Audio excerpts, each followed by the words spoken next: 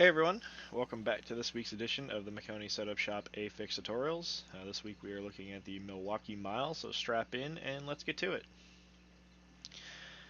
Interesting note for this one when it comes to shifting. I did the majority of these laps in fourth gear only. The last couple or few laps I did do the shifting techniques that I found were useful. As you can see on the times, I don't necessarily think that the times are indicative of it. I'm obviously not very comfortable with it. I think with a little more practice, I can get a lot better with it. But I also think with how this car falls off at this place, which is actually kind of cool, shifting is going to be very important. And then when it comes to passing, I definitely think you're going to need to be shifting because you're going to be so bogged down running fourth gear that you're just never going to get the drive off unless the guy above you um, really just melts his tires. The second lane here just doesn't have a lot of grip to begin with, so making passes on the bottom is naturally the easiest. However, if they're still there on your center, they can really pinch your door and take away your exit, which means they're still going to get a bit of a run, which is what's going to keep them there. Um, Ultimately, over the course of time, the whoever is passing on the bottom is going to complete the pass. Obviously, you just want to do it as quick as you can, um, and that's where I think shifting is going to come into play. Uh, for this place, again, I don't have a lot of laps in the Cup car. It took me a while to get used to it. This was one of my better runs, believe it or not, so this is what I went with. Um, the idea, and again, this is more of a do as I say, not as I do, because I still can't really execute it in this car as well as I want to in 1 and 2. 3 and 4, I feel really good. You want to get down to the double yellow.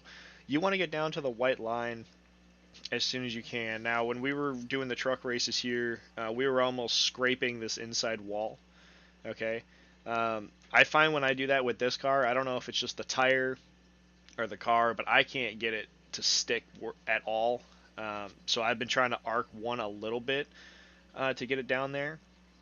Where 3 and 4, I just feel really, really good. 3 and 4, I can get it down there, let it drift up just a little bit, and then cut it back down.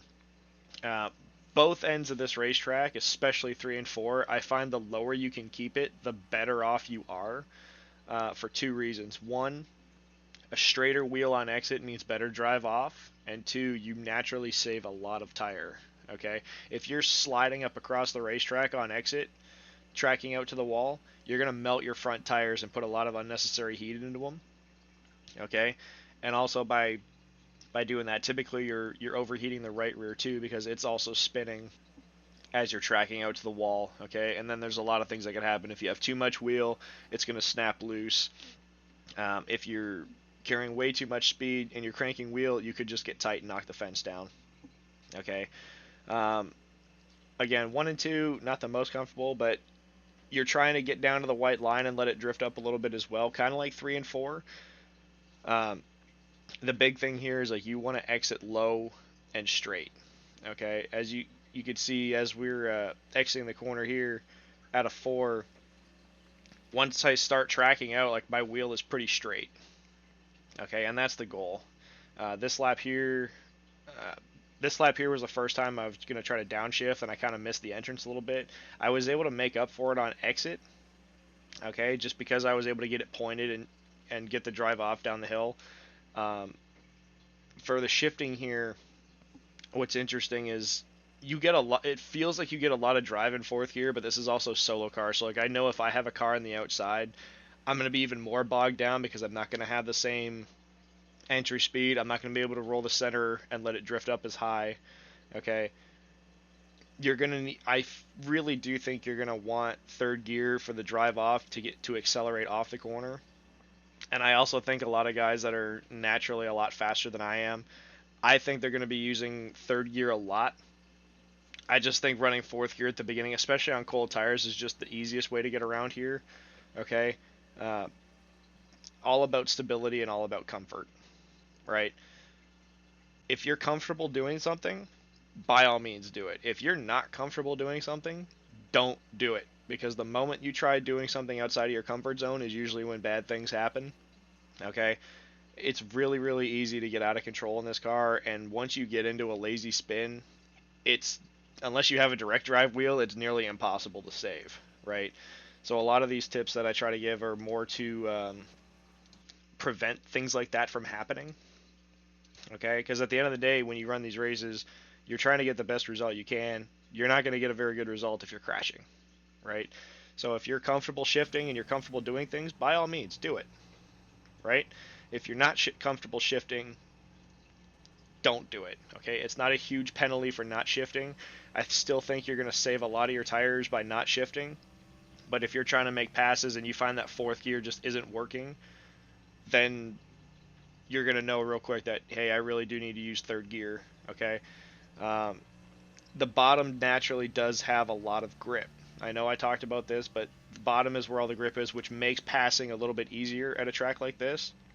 But then again, like when you're side by side, you can't use all the racetrack, right? You're not going to use all the racetrack in the center, and you're not going to be able to use all the racetrack on exit. The good news with this is because we're exiting so low, you don't necessarily need to track out to the wall, which helps making a pass, but it's carrying that center speed, right? When you're bogged down in the center, you need that extra RPM to get you off the corner. In fourth gear, you're just bogged down.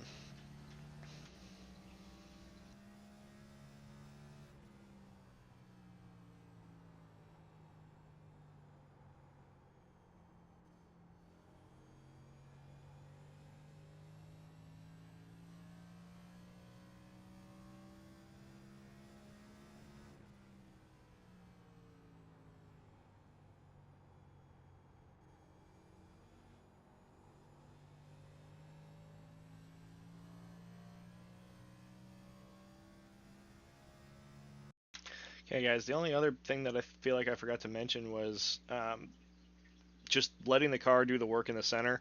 Again, I'm not the most comfortable in one and two. My three and four feels really good, but I find with this place here, when you're getting to the center, it's very important to be patient.